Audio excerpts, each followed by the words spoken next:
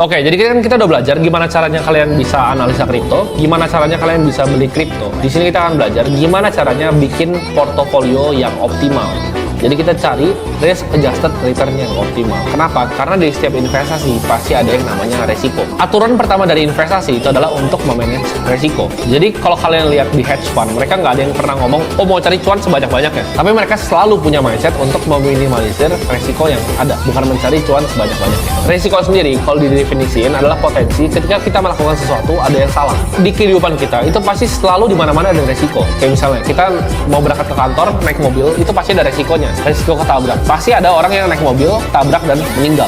Itu nggak mencegah kalian untuk naik mobil. Sama kayak misalnya kalian parachute gitu. Kalian mau lompat dari pesawat, nggak parachute. Ada resikonya? Ada. Tapi kenapa kalian lakuin? Karena ada benefitnya, oh thrillnya, senengnya. Kalian pasti ngecekin, kalian double check, kalian triple check. Kalian bener-bener cekin tuh, apakah ini parachute-nya bisa kebuka atau enggak nih. Jadi resikonya diminimalisir sekecil mungkin untuk mendapatkan kesenangan. Sama di investasi juga sama. Minimalisir resiko untuk mendapatkan return yang kita mau. Nah ini gue akan ngajarin kalian risk management yang simple dalam kita bisa investing di kripto ya. Yang pertama adalah systemic risk, yang kedua adalah unsystemic risk. Systemic risk ini dimana kayak misalnya FTX. FTX kemarin tuh menurut gue adalah systemic risk, dimana karena FTX jatuh, Bitcoin jatuh, semua harganya ikut jatuh. Jadi kalian mau diversifikasi koin dimanapun akan kena semuanya. Itu adalah resiko dari market as a whole, jatuh semua satu marketnya. Itu resiko sistemik yang kita nggak bisa hindarin dengan diversifikasi. Nah yang kedua itu adalah unsystemic risk. Ini resiko yang kita bisa hindari dengan melakukan praktek yang namanya diversifikasi. Artinya apa? Koin, misalnya kita yakin banget nih sama satu koin, itu bisa ke nol. Kayak misalnya kita cari koin-koin yang micin segala macam, itu bisa ke nol. Itu masuk ke unsystemic risk, di mana ada peluang suatu investasi kita bisa ke nol. Nah kita cegahnya gimana? Dengan nggak beli cuma satu koin. Contoh, misalnya kalau orang yang zaman dulu, oh percaya banget layer one kayak Luna, dia all in di Luna, semua uangnya di Luna, habis karena yang namanya unsystemic risk. Karena kalian nggak ngerti kenapa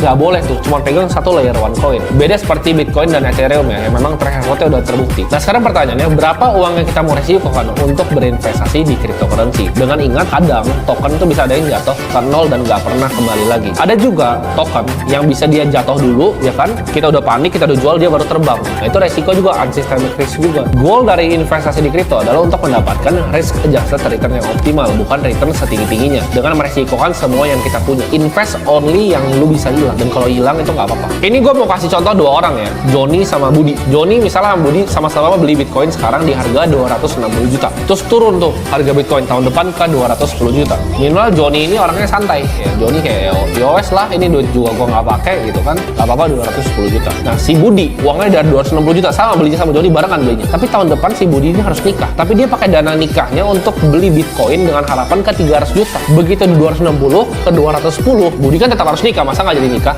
kan sama calon bininya. Budi nikah, 210 ditarik, ruginya berapa? Budi rugi 50 juta. Sedangkan Johnny dengan satu koin yang sama, dia tahan sampai 2030. Johnny dapat uang berapa? Cuan 3 miliar, karena 2030 prediksi 3,3 miliar. Johnny dapat 3 miliar, Budi hilang 50 juta. Beli koinnya sama, waktunya sama. Bedanya apa? Johnny pakai uang yang bisa hilang, Budi pakai uang buat dia nikah. Jadi jangan kayak Budi, pakai uang yang kalian bisa hilang, bukan uang dapur ibaratnya. Kalian pakai sehari-hari untuk makan, untuk dan lain-lain. Di sini kita bisa lihat relationship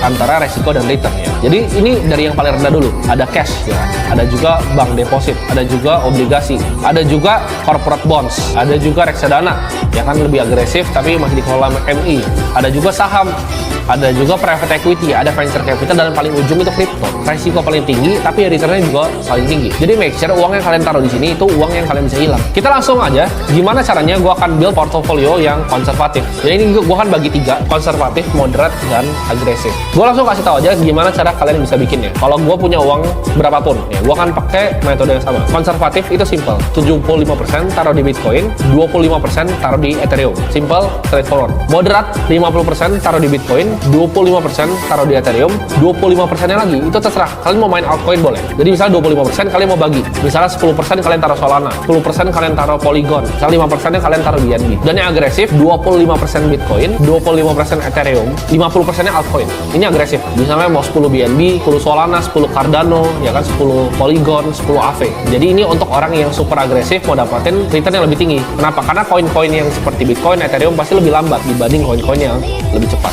Saran gue untuk yang pilih altcoin-nya, yang untuk yang moderat sama yang agresif, itu adalah pilih 3-5 altcoin yang kalian benar-benar yakin. Dan kalian pilih industrinya. Misalnya kalian mau di DeFi gitu, kalian mau di decentralized exchange, kalian mau di gaming atau metaverse. Kalian pilih sektor yang kalian pelajarin dalam dan kalian tahu luar dalamnya seperti apa dan kalian masuk. Tetap untuk jaga portfolio tetap harus ada selalu Bitcoin dan juga Ethereum. Sisanya kalian bisa main di altcoin yang lain. Jadi contoh kalau misalnya kita position sizing ya, kita misalnya punya uang, ini gua contoh aja 100 juta. Misalnya kita taruh Bitcoin 75 juta dan Ethereum di 25 juta. Tapi pertanyaannya kalau kayak gini, kapan kita rebalance portofolionya? Jadi rebalancing portofolio itu hal yang dilakukan sama semua investor yang profesional, termasuk gue pribadi. Jadi kalau alokasi yang nggak sesuai apa yang gue mau, gue rebalance. Jadi cara rebalance itu ada dua. Yang pertama itu adalah time rebalancing, yang kedua adalah threshold rebalancing. Maksudnya apa? Time rebalancing itu kalian rebalance kripto kalian berdasarkan waktu. Contohnya, tiap sehari kalian rebalance terus, atau tiap seminggu, atau tiap sebulan, atau tiap tahun kalian rebalance, atau tiap quarter, tiap 3 bulan sekali kalian rebalance portonya. Misalnya Bitcoin 75 juta. Ini gue kasih contoh yang konservatif biar gampang.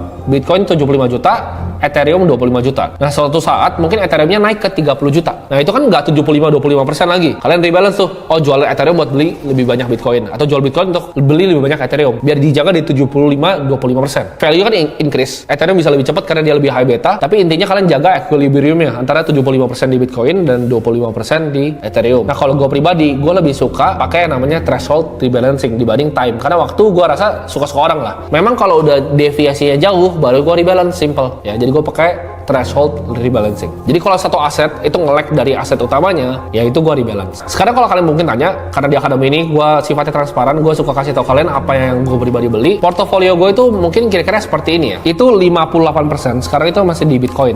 Kenapa? Karena gue lagi nampung nih. Tadi turun lagi, gue bakal hajar lagi. Ethereum gue masih kecil banget, 4% ya. Dan sisanya adalah BUSD atau gue bisa bilang sebagai cash. Cash gue kenapa besar? 37%. Karena gue lihat siklusnya ini lagi winter kan. Lagi winter, gue lagi nunggu nih 2023 sampai 2024 untuk gua hajar. Jadi strategi gue pribadi ini yang gue lakukan. Gue akan lihat nanti cari altcoin kecil yang gue bisa hajar di lain waktu.